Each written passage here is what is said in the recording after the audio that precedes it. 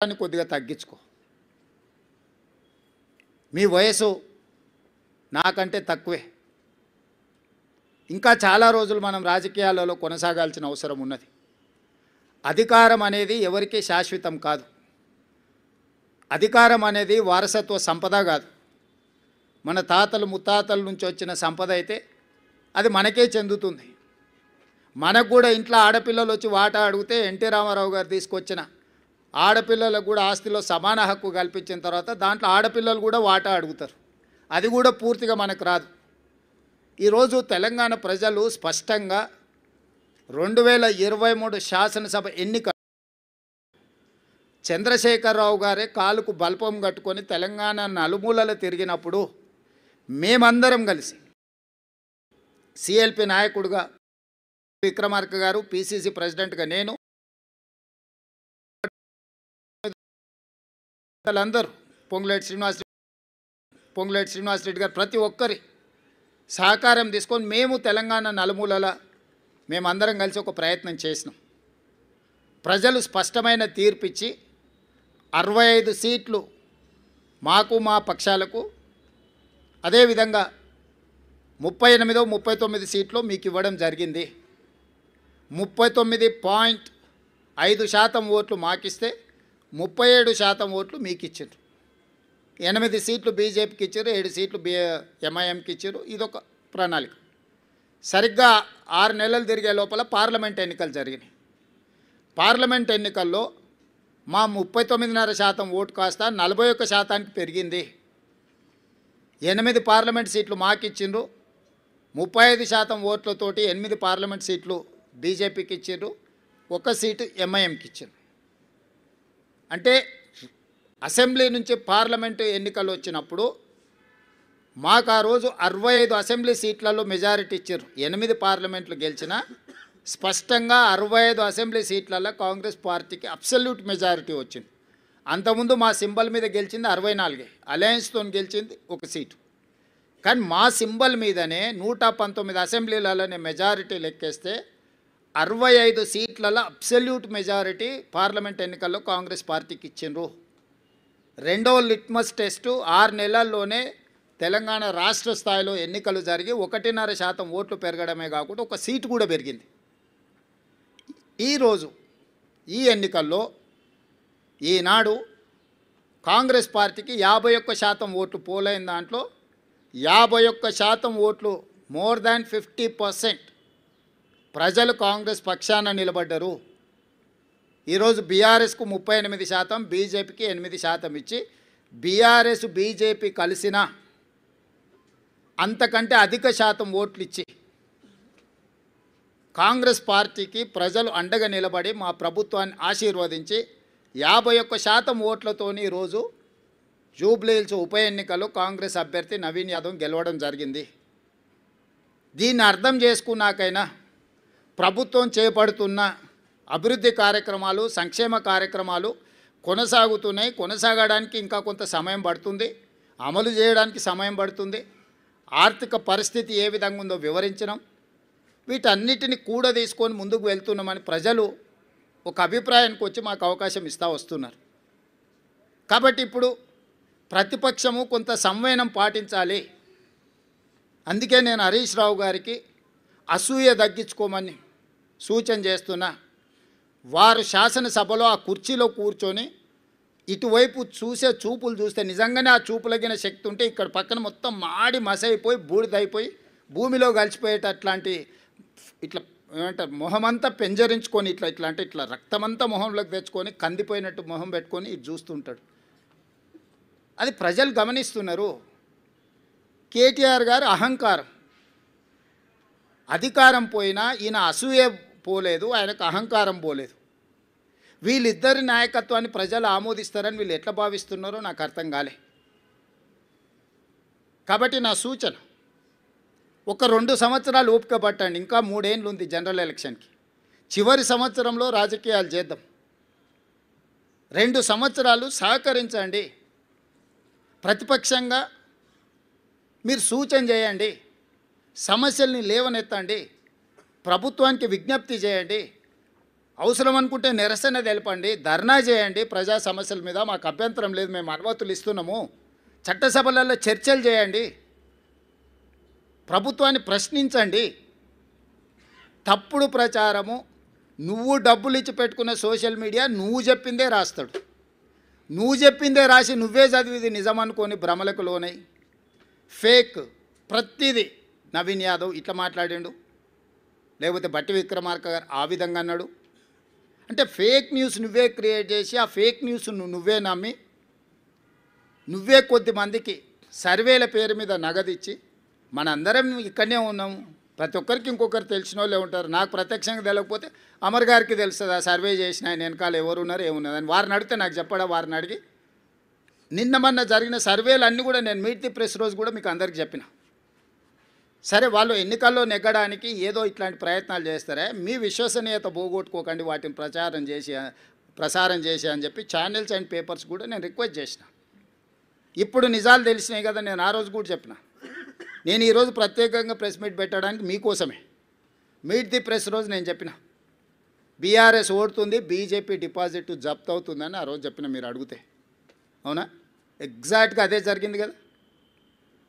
కానీ ఈ లోపల సరే సర్వే వాళ్ళని నేను తప్పు పట్టను, వాళ్ళ జీవనాధారం ఇది వచ్చినప్పుడే వాళ్ళకు ఉపాధి, మళ్ళీ నెక్స్ట్ ఎన్నికలు వచ్చేటప్పటి వరకు వాళ్ళు వాళ్ళ లైఫ్లో వాళ్ళ కంఫర్ట్స్తో ఉండాలంటే ఏదో ఒకటి. కానీ మీ క్రెడిబిలిటీ పోయిన తర్వాత మీ సంస్థనే మిగలదు. పెయిడ్ ఆర్టికల్స్ కోసము, పెయిడ్ న్యూస్ టెలికాస్ట్ కోసము సంస్థలు కూడా వ్యాపార దృక్పథంతో ఇట్లాంటి తప్పుడు ప్రచారాలు చేస్తే, ఆ తప్పుడు ప్రచారాలు కొద్ది రోజుల్లో తేటతెల్లమైనప్పుడు వచ్చే సమస్యలను కూడా మీడియా సంస్థలు దృష్టిలో పెట్టుకోవాలి. అంతెందుకు ఈరోజు ఉదయం 3వ రౌండ్లో మాకు 3500 మెజారిటీ వస్తే, 3వ రౌండ్లో బీఆర్ఎస్కు 211 ఓట్ల మెజారిటీ వచ్చింది. ఇంకా బీఆర్ఎస్ హవా మొదలైపోయిందని చెప్పి పెద్ద ఛానల్స్ పెద్ద పెద్ద బ్రేకింగ్, నేను టీవీ పగిలిపోతుందేమో అనుకున్నా, ఎర్ర ఇట్లా ఊగిపోతుంటేదో అయినట్టే ఉందని. తప్పు ఆ సమాచారం అంటే దబాయిస్తున్నారు ఉల్టారే, మాకు తెలుసా మీకు తెలుసా, మా వాడు లోపల నుంచి పంపిస్తుండని. అంటే ఫలితాలు ఒక పక్కన స్పష్టంగా మొదటి విడత, రెండో విడత, మూడో విడత ఎంతో కొంత కాంగ్రెస్కి అనుకూలంగా ఉన్నప్పుడు కూడా ఇంకా బీఆర్ఎస్ను బతికించాలని ఆ ఛానల్స్ యొక్క ఉత్సాహం అయితే నాకు అర్థం కాలేదు. దయచేసి మిగతా రాష్ట్రంలాగా ఛానల్స్ను కనిపించకుండా చేయాలంటే ఒక నిమిషం పని. పక్క రాష్ట్రంలో కొన్ని ఛానల్స్ లేనే లేవు, అంతో ఇంతో ఇక్కడ ఉన్నాయి. మేము మాకు వ్యతిరేకంగా మీరు వేసినా కూడా ఏమనుకుంటా సరే నడుస్తుందని. కానీ వాస్తవాలు ఒక పక్కన ఎన్నికల కమిషన్ ఇస్తున్న ఫలితాలను కాదని టీవీ ఛానల్స్ ఫలితాలను ఇస్తే ఎట్లా? మీరే ఎన్నికల్ని నిర్వహిస్తారు, మీరే ఎన్నికల ఫలితాలు ప్రకటిస్తారు, మీరే అభ్యర్థులను కూడా గెలిపించి సర్టిఫికేట్ ఇస్తారా ఏంది? నిన్నగాక మన కామారెడ్డిలో ఒక అమ్మాయి ఎవరో పోయారట, నా కలెక్టర్ వచ్చింది పోస్టింగ్ అని వాళ్ళ ఇంటి వాళ్ళని బ్లఫ్ చేయడానికి.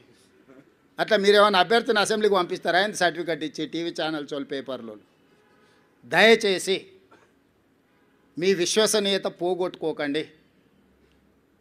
మీకు మా పట్ల వ్యతిరేకత ఉంటే ఇంకో రూపంలో ఏదైనా చూపించండి. మీ యజమానులకు ఏదైనా వ్యాపారాలకు సంబంధించిన అంశాలు ఏమన్నా ఉంటే అది ఇంకో దగ్గర చూసుకోండి. కానీ ఈ ఛానల్స్లలో మరీ ఇంత బరితెగింపు, అడ్డగోలుతనము, ఆ పార్టీల కంటే ముందే ఆ పార్టీ వాళ్ళని వచ్చి క్లెయిమ్ చేయాలి. కనీసం మాకు 3వ రౌండ్లో మెజారిటీ వచ్చింది, ఇక మా హవా జరుగుతుంది, అదే ఏంటి పర్వాలేదు. వాళ్ళ తరఫున మీరే ఒకాలతో పుచ్చుకొని మీరే అడ్డగోలు వేసేసి 3569 ఓట్లు ఎన్నో 3వ రౌండ్లో, ఓన్లీ 1 రౌండ్లో 3000 చిల్లర నాకు మెజారిటీ ఉంటే, మీరు 211 ఓట్లు మెజారిటీ ఉంది అని చెప్పి బీఆర్ఎస్కు మెజారిటీ ఉంది, ప్రభంజనం మొదలైందని మీరు ఇట్లాంటి విధానము ఇది తెలంగాణ రాష్ట్రానికి మంచిది కాదు. దయచేసి ఈ ఫలితాలు విశ్లేషణలు మీరందరూ చెయ్యండి. 2023 డిసెంబర్ ఫలితాలు 39.5% ఇస్తే, 2024 పార్లమెంట్ ఎన్నికలు 41% ఓట్లు ఇస్తే, 2025 నవంబర్ ఉప ఎన్నికలు 51% ఓట్లను కాంగ్రెస్ పార్టీకి ఇవ్వడం జరిగింది. ఈనాడు సమిష్టిగా బూత్ స్థాయి కార్యకర్త నుంచి పీసీసీ అధ్యక్షుడు వరకు, వార్డు మెంబర్ నుంచి ముఖ్యమంత్రి వరకు కాంగ్రెస్ పార్టీ శ్రేణులంతా ఒక్క తాటి మీద నిలబడి ఈ జూబ్లీహిల్స్ ఎన్నికల్ని ప్రతిష్టాత్మకంగా తీసుకోవడంతో ఈ ఎన్నికల్లో నెగ్గడం జరిగింది. కాంగ్రెస్ మొత్తం ఒక తాటి మీద ఉన్నప్పుడు ఎవరి తాత కూడా కాంగ్రెస్ పార్టీని ఓడించలేడు. ఇది మళ్ళోసారి నిరూపితమైంది.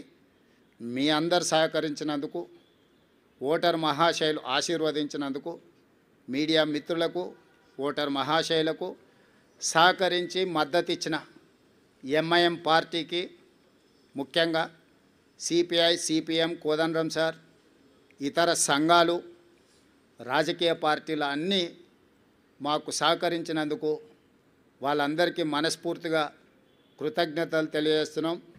खासकर इस बाई इलेक्शन चुनाव में एमआईएम हम साथ हमारे लिए कांग्रेस पार्टी को मदद देकर इस चुनाव में ये जीत हासिल करने के लिए जो मदद किया, एमआईएम सदर असदुद्दीन ओवैसी, उनके भाई अकबरुद्दीन ओवैसी को कांग्रेस पार्टी के तरफ से, हमारे कांग्रेस कार्यकर्ता के ओर से हम धन्यवाद बोलना चाहता है. आने वाले दिनों में भी हम सबको साथ लेकर तेलंगाना तरक्की के लिए हम कोशिश करेंगे. इसमें हम कामयाब हो जाएंगे.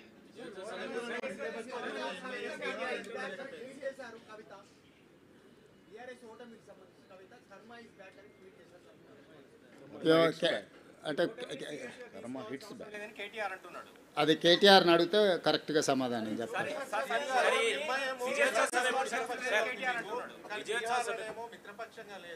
ఇక్కడ మీ కాంగ్రెస్ నేతలే ఎంఐఎం బీజేపీ బి టీం అంటున్నారు. ఇక్కడ మిత్రపక్షం బి టీమా మిత్రపక్షమా? ఇక్కడ మిత్రపక్షం ఉంది, బీహార్లో మిత్రపక్షం లేదు. అసలు కాంగ్రెస్ ఓవరాల్ పాలసీ ఏంటి? భారతదేశము రాష్ట్రాల సమీకరణ తెలుసు కదా.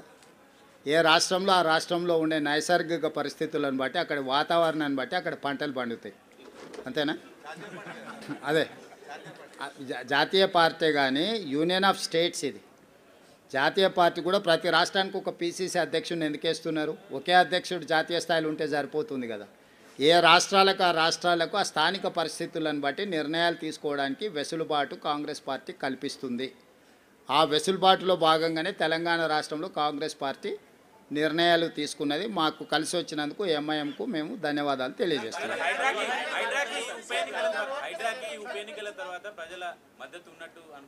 చారి గారు ఒక్కదాని కాదు, మొత్తం కాంగ్రెస్ ప్రభుత్వానికే ప్రజలు మద్దతుగా నిలబడ్డారు. మా పరిపాలనలో తీసుకునే నిర్ణయాలన్నిటిని కూడా మేము ప్రజలకు అనుకూలంగా సమీక్షించుకొని ముందుకు వెళ్ళడం జరుగుతుంది. అమర్ గారు, అమర్, ఇంకా నేను ఆ రిజల్ట్స్ మీద పూర్తిగా సమీక్ష చేయలేదు. జాతీయ స్థాయి రాజకీయాల మీద ఇంకా దృష్టి పెట్టలేదు.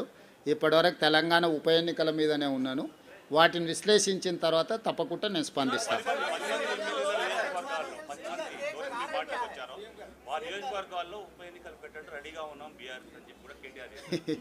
ఇక ఇప్పటి దగ్గర నేను అదే చెప్పిన, మళ్ళా అదే మాటలు మాట్లాడుతున్నాడు. కాబట్టి ఇవన్నీ నేను అందుకే చెప్తున్నా, నేను సూచన చేస్తున్నా. తెలంగాణ మంచి కోసం, వాళ్ళ భవిష్యత్తు కోసం ఇద్దరికి సూచన చేస్తున్నా. ఒక ఆయన అసూయ, రెండవ ఆయన అహంకారాన్ని తగ్గించుకోవాలి. పాతకాలంలో చెప్పారు, కింద పడ్డా కూడా పైకాలు నాదే అన్నాడు అంటే వెనకటికి వాడు. కాబట్టి ఏది ఎట్లొస్తే అది అట్లా వస్తుంది. ఇప్పుడు అది ఆయన చేతులు లేదు, నా చేతులు లేదు, స్పీకర్ గారి చేతిలో ఉంది, సుప్రీంకోర్టు చేతుల్లో ఉంది. అది వచ్చినప్పుడు వస్తుంది. ప్రజలు ఇచ్చే తీర్పు తప్పకుండా ఇస్తారు.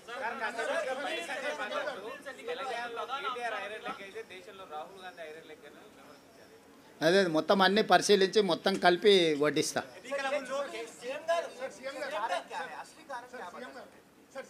सरकार जो काम कर रहा है, सरकार को आशीर्वाद देने के लिए लोग आगे आए, बहुत सारे दिए. एक चीज़ नहीं है. हम पीछे से रेशन कार्ड और फाइन राइस, इंदिरा इंड्लू जो भी बोल रहे हैं ना, इसके साथ साथ हम कितने एम्प्लॉयमेंट क्रिएट किए, लॉ एंड ऑर्डर कितना कंट्रोल किए, ड्रग्स एंड गांजाई कितना हम लोग कंट्रोल किए. इस बार बारिश कितने आए आप देखे ना. इससे पहले 10 सेंटीमीटर बारिश है तो पूरा शहर डूबते थे. इस बार 40 सेंटीमीटर 50 सेंटीमीटर बारिश आए तो भी कोई भी एक कॉलोनी, एक बस्ती पानी में नहीं डूबा. लोग देख रहे हैं. मूसी में किसी को तकलीफ नहीं आया इस बार. पहली बार तेलंगाना हासिल करने के बाद 12 साल में बहुत बड़ा बारिश आए थे, क्लाउड बस्ट हुए थे. मगर इस बार हम जो तरीक़ा से जो काम किए, शहर के लोग लॉ एंड ऑर्डर कंट्रोल है, हम ड्रग्स कंट्रोल किए, बारिश में जो फ्लड्स है फ्लड्स को हम कंट्रोल किए, हर किसी को नौकरी देने के लिए कोशिश कर रहे हैं, और आगे डेवलपमेंट के लिए भी हम लोग जो एक्शन प्लान है December 8th and 9th we are going to dedicate our Telangana rising 2047 vision document. तो हम लोग आगे आने वाले दिनों में, मैं पहले से ही एक ही बात कहा, 2004 से 2014 तक हम लोग जो काम किए 10 साल, उसके बाद 10 साल BRS ने काम किया, आज आने वाले 10 साल हम लोग काम करने वाले। 4 to 14 जो रुक गए, in continuation of that development we are going to take policy decisions. Thank you.